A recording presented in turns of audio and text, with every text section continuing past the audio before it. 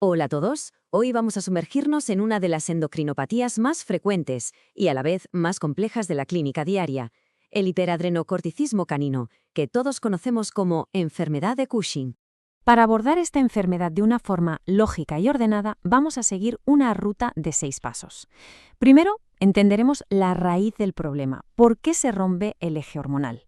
Luego veremos cómo identificar las señales clínicas, cómo confirmar el diagnóstico, diferenciar sus causas y, por supuesto, cómo enfocar el tratamiento y el seguimiento. Empezamos. Vamos a la base de todo. Antes de poder diagnosticar o tratar algo, es absolutamente fundamental entender qué es lo que está fallando en el organismo. Hablemos de la fisiopatología, del porqué de esta enfermedad. Pensemos en el eje hipotálamo-hipófisis adrenal como una cascada de mando perfectamente sincronizada. El hipotálamo da la primera orden liberando CRH. Esta le dice a la hipófisis que libere ACTH. La ACTH viaja por la sangre hasta las glándulas adrenales y les ordena producir cortisol. Y aquí viene lo más importante. Cuando los niveles de cortisol suben, el propio cortisol actúa como una señal de freno, diciéndole al hipotálamo y a la hipófisis que dejen de estimular. Es un sistema de retroalimentación negativa, un bucle de control perfecto. Pues bien, el hiperadrenocorticismo o HAC es, sencillamente, la enfermedad que aparece cuando ese mecanismo de freno se rompe. El sistema pierde su capacidad de autorregularse y el resultado es una producción crónica y descontrolada de cortisol. Y esta avería puede ocurrir en 2 puntos. El más frecuente, con diferencia, es un problema en la hipófisis. Generalmente, un pequeño tumor benigno empieza a producir ACTH como un loco, ignorando por completo la señal de freno del cortisol. La segunda posibilidad es un tumor en una de las glándulas adrenales, que produce cortisol por su cuenta, de forma totalmente autónoma, sin hacer caso a las señales de la hipófisis. Y este dato es fundamental tenerlo siempre en mente en la clínica. El 80% de los casos, la inmensa mayoría, son de origen hipofisario. Esto va a tener unas implicaciones muy importantes a la hora de diagnosticar y de tratar, como veremos. Muy bien, ya entendemos la teoría. Ahora vamos a la práctica, a lo que vemos en la consulta. ¿Cómo es el típico paciente con Cushing? ¿Cuáles son esas señales que nos tienen que hacer encender todas las alarmas? Lo primero es la reseña.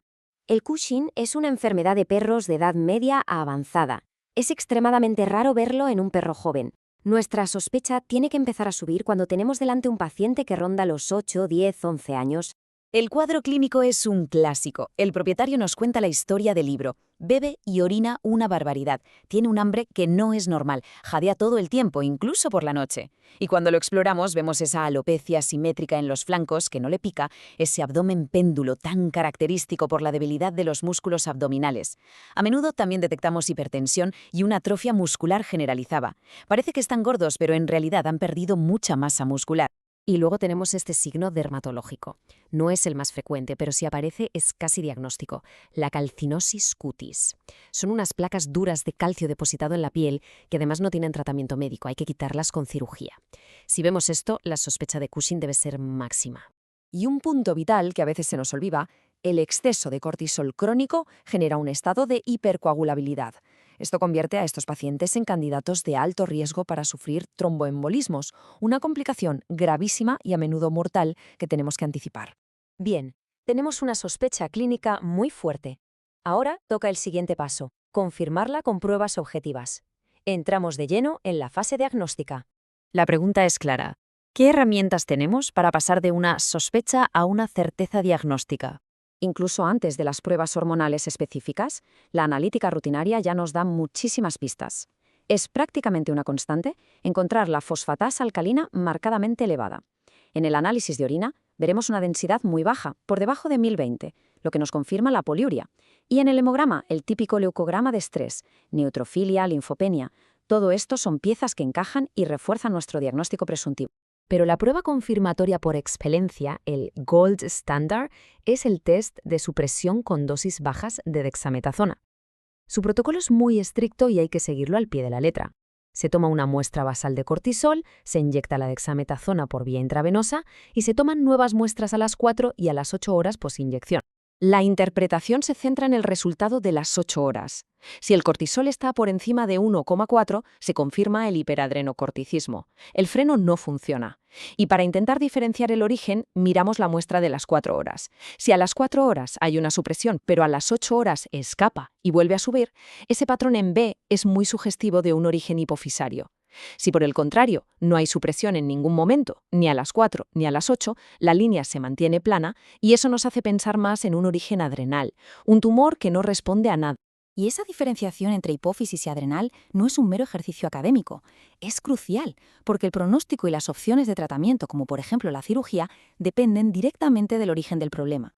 Una de las formas más directas y lógicas de diferenciarlos es medir los niveles de ACTH endógena. La lógica es aplastante. Si el problema es un tumor en la hipófisis que produce ACTH, los niveles de esta hormona estarán normales o altos. Si el problema es un tumor adrenal que produce cortisol, ese exceso de cortisol habrá suprimido por completo la producción de ACTH en la hipófisis, por lo que estará baja o incluso indetectable. Pero como siempre en medicina, las cosas no son siempre blancas o negras. A veces los test nos dan resultados dudosos, nos meten en una zona gris. Y es aquí donde entra en juego la pericia clínica, la capacidad de integrar absolutamente todos los datos, la historia, los signos clínicos, las analíticas, los test hormonales y, por supuesto, las pruebas de imagen. Es un trabajo de detective. Una vez que tenemos el diagnóstico confirmado y, a ser posible, diferenciado, llega el momento de tratar. Y hoy por hoy, el tratamiento médico de elección es, sin duda, el trilostano. El trilostano lo que hace es actuar directamente en la fábrica de cortisol, en la glándula adrenal. Inhibe de forma reversible una enzima clave para la síntesis de cortisol. Es importante entender que no cura el tumor que causa el problema, pero nos permite controlar sus consecuencias, que es lo que afecta a la calidad de vida del paciente, manteniendo a raya los niveles de cortisol. El seguimiento de estos pacientes es tan o más importante que el diagnóstico inicial. Para monitorizar la eficacia del trilostano, usamos el test de estimulación con ACTH. Nuestro objetivo terapéutico, la cifra que buscamos, es mantener el cortisol después de la estimulación en un rango muy específico, entre 1,5 y 5,5 microgramos por decilitro. Pero mucho ojo, el trilostano es un fármaco seguro si se usa bien, pero tenemos que ser muy conscientes de su efecto adverso más grave, la necrosis adrenal. En algunos casos puede destruir la glándula, provocando un hipoadrenocorticismo iatrogénico, una enfermedad de Addison, que es una urgencia vital. Hay que ser extremadamente cuidadosos con la monitorización. Y para finalizar, vamos a repasar un par de puntos clave de esas perlas clínicas que nos pueden sacar de más de un apuro en la consulta. Una situación muy frecuente. Tenemos un paciente con un diagnóstico claro de Cushing, le hacemos un perfil tiroideo y nos encontramos una T4 total baja. La tentación de diagnosticar también un hipotiroidismo es grande. Pues bien, el consejo aquí es calma y tratar primero el Cushing. El exceso de cortisol puede suprimir falsamente los niveles de hormona tiroidea. En una gran mayoría de casos, al controlar el hiperadrenocorticismo, el perfil tiroideo se normaliza por sí solo. Y en el caso de un tumor adrenal que sea candidato a cirugía, esta idea tiene que quedar grabada a fuego.